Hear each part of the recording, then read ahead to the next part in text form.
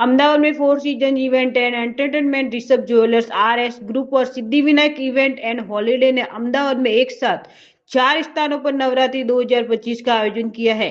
प्रोबज गरबा और मंडली 3.0 थीम पर पहला गरबा HG हाईवे पर, मध्यरात्रि थीम पर गरबा थलतेज में, नवली रामजा सीजन 2 HG हाईवे पर 16 भागवत के पास मंगलिया वाटिका में और अमेजिंग खेलिया थीम पर गरबा सिंधु भवन स्थित वृंदावन प्रीमियम लॉन में आयोजित किया जाएगा। नवरात्रि के 10 दिनों के दौरान डिम्पल बिस्कुटवाला और शिवम बारोट, माधवीबेन ओझा और अर्चना जोशी जैसे विभिन्न कलाकार गरबा प्रेमियों के उत्साह को बढ़ाएंगे।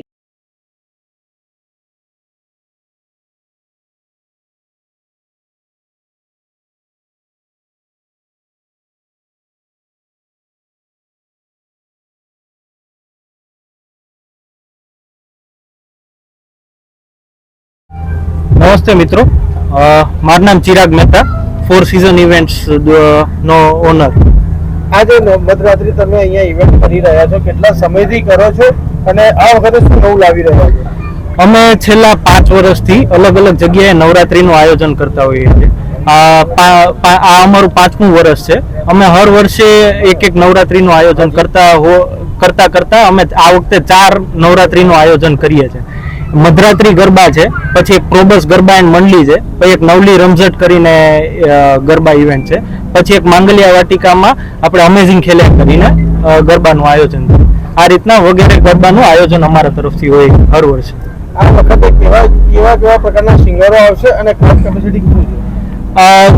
ઓલમોસ્ટ આપણે આ વખતે થીમ બેઝ ગરબા લાવી રહ્યા છે, જે અમદાવાદમાં પહેલી વખત થઈ રહ્યા છે। મધરાત્રી મંડલી ગરબામાં આપણે થીમ બેઝ આખા ગરબા કરીએ છીએ। કેટલું ક્રાઉડ અહીંયા હાજર છે? જેમ કે ચિરાગભાઈએ કીધું કે અમે 4 જગ્યાએ નવરાત્રી કરીએ છીએ, ચારેની થીમ્સ અલગ છે અમારી, અને બેઝિકલી જે મધરાત્રી છે એ માતાજીની માંડવી લાઈક એ ઉપર આખી થીમ છે।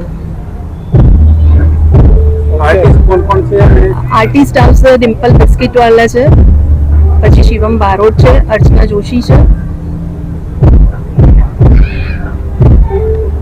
ફાયરને લઈને શું છે વ્યવસ્થા? અમે આટલા વર્ષોથી કરીએ છીએ ગરબા, તો સેફટી તો અમે ફૂલ ઓન રાખીશું। પાર્કિંગની વ્યવસ્થા કેવી રીતે? અમારા બધા જ પાર્ટી પ્લોટમાં ફૂલ ઓન પાર્કિંગ છે।